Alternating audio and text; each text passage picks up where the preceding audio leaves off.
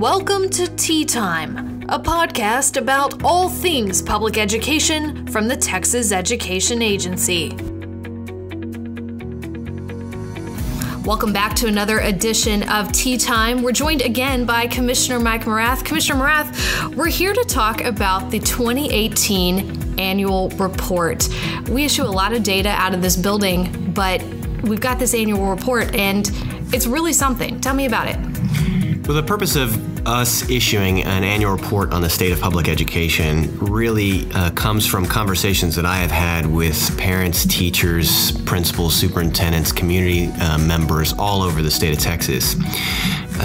Because I would hear conflicting assessments of things that were in fact based on facts. And my observation was that in the past, we as an agency, we sit on pretty large volumes of data, and we report that information periodically to the public, a press release here, a statistical report there.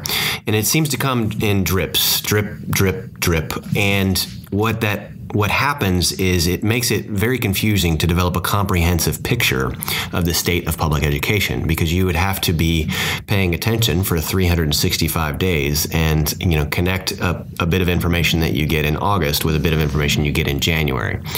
So our purpose with the annual report was to try to provide a clear, synthesized view of where we stand, where we're going, and how we got here.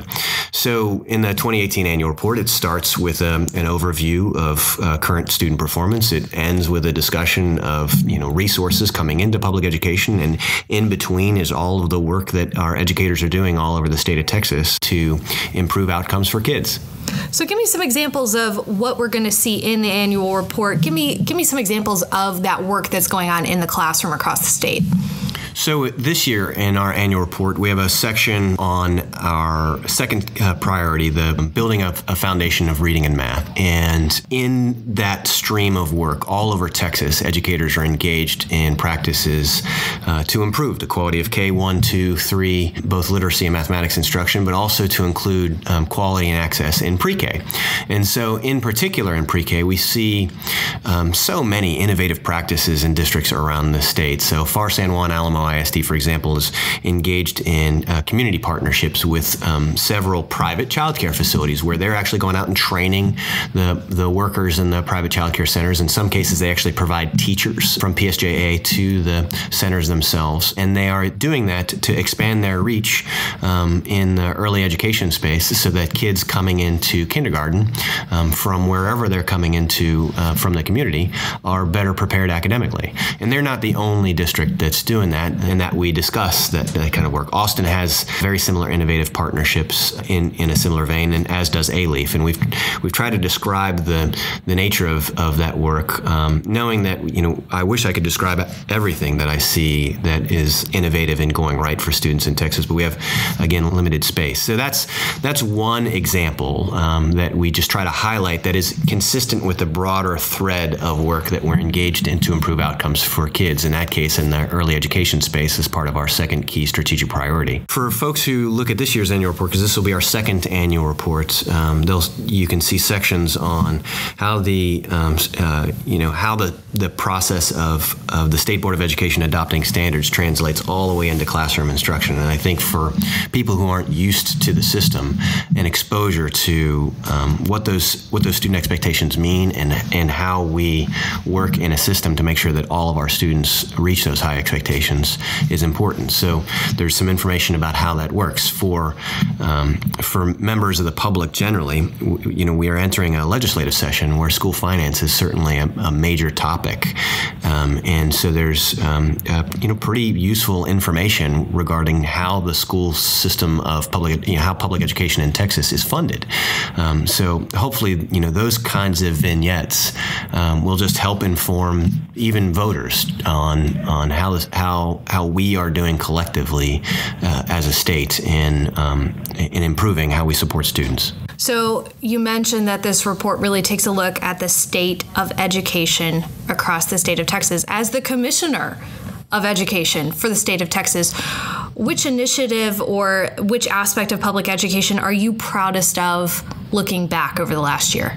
Over the last year, we as an agency have continued in our attempts to increase our support of capacity in the field. I think for years TEA was focused on accountability, really all day, every day. And accountability is important, but accountability by itself is not sufficient to help students around the state of Texas. We got a lot of hardworking educators, and we need to give them more tools in the toolbox to support our students. So one of the initiatives that is starting to bear real fruit is our Texas Instructional Leadership Initiative. And this is a year fellowship model where we work with leadership teams, so principals, the supervisors of principals, and then the teacher leaders on those campuses over the course of a year on really best practices in instructional leadership. And we're doing this in multiple places in partnership with our regional service centers who are doing yeoman's work in providing leadership coaching and support to school districts that are engaged in this. And so several of the districts that have participated in this have seen significant gains in student performance.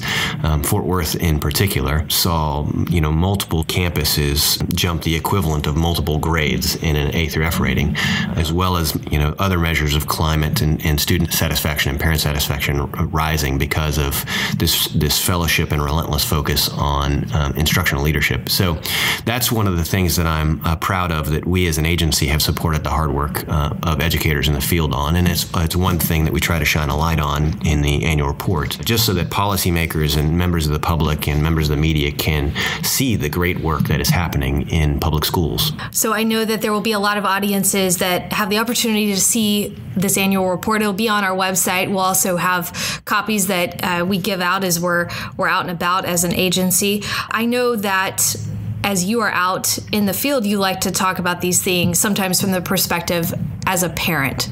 So what would you like parents to take away from this report, and what would you like them to take away about the state of public education over the last year? Well, I think for parents, as a parent of four, what I'm most interested from a perspective of a parent is how well supported my student is in the school that they attend. But more broadly speaking, I want to make sure that our system of public education is helping all kids. And so for a parent who's reading the annual report, they can get a sense of both the complexity of the work, because we take 3, 4, 5-year-old bundles of energy and invest heavily in them with all the love and skill that we can muster to help them become the best versions of themselves. And hopefully they can see the degree of intentionality and excellence that our educators bring to that work.